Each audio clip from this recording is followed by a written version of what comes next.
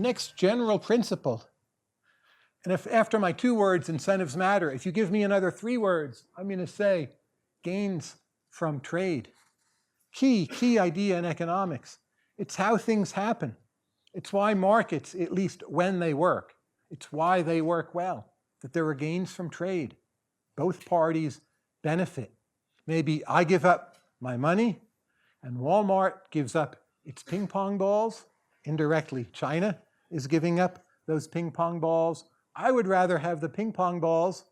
Walmart and China would rather have the money. We're both better off. Of course, the story is not always that simple.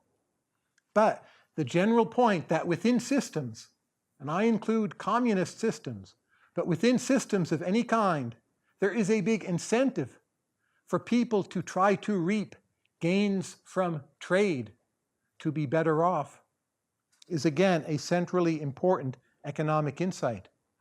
So the food we buy and consume, the clothes we wear, the homes we live in, the apartments we rent, the cars we drive, whatever it is in the commercial sphere, if you want to try to unpack how does that market work, you need to have centrally in your mind this idea of gains from trade. And one thing I've done as a kind of hobby on my economics blog, Marginal Revolution, for 15 years now, I've compiled instances of people reaping gains from trade that you wouldn't actually think exist. And I call these markets and everything. If you go to the search function of my blog and you just type in markets and everything, you'll see a full list of hundreds of these examples. Let me just give you a few that have popped up recently. There is a plan in Japan to offer, I think this is for the wealthy, fake meteor showers. That is, you send up a satellite with little pebbles, and if to celebrate a birthday, if you want, it's not really fake actually, it's a purchased meteor shower, you can buy a meteor shower. There's a company called Casper. They sell, beds and sleepwear. Probably a lot of you know them. They're opening up a new service in New York, in their New York store. You can walk in and you can take a nap. 45 minutes, $25. Gains from trade, right? They've shut it down now. There was, in the Bay Area, something called monkey parking. And that's an app where when you're giving up your parking spot, the app puts you in touch with someone who wants to take it, and you wait there till they arrive, and they pay you $5. Again, you don't have to think it's a good idea, but if you're trying to understand the logic of why this happens, it's again, gains from trade. There's a market in something called a surprise vacation.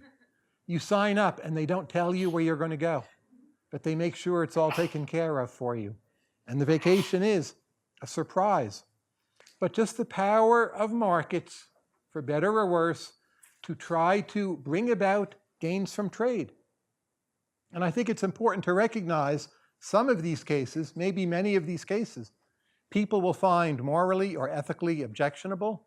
So in an economic model, allowing people to buy and sell kidneys may be a good idea.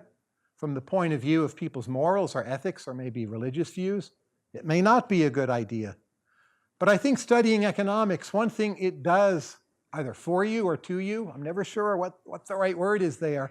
I guess it does it to you. But I think it makes people more sympathetic to voluntary exchange, even if we realize it can be problematic.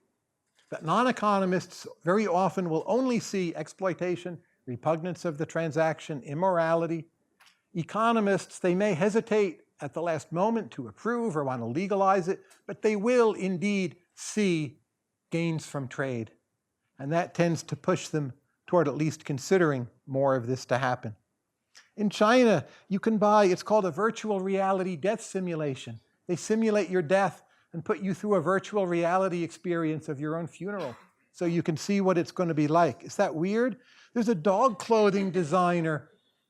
His best outfits go for $15,000. Like, is that a wrong way to spend your money? We're not going to address that here, but some people think it is. But again, it's this idea of gains from trade. Oh, last example, Bloomberg, one of my employers, they just ran a whole series called Honeymoons for Billionaires and all the different things that go on. So according to Bloomberg, A lot of billionaires, when they go on honeymoons, they invest thousands of dollars in having meat shipped around if they need kosher or halal meals, but they want to go somewhere other than, a country that will serve what it is they need. And there'll actually be a person who travels around with them, carrying the meat, getting the meat through customs, preparing the meat, and so on. And that too is gains from trade. Click here to watch the next episode of Tyler Cowen's 9 Big Ideas of Economics. Or maybe you're not ready to move on and instead want to learn more about this idea.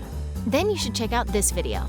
Or maybe you are dying to attend one of our teacher events to mingle with other econ nerds. Click here for info on that.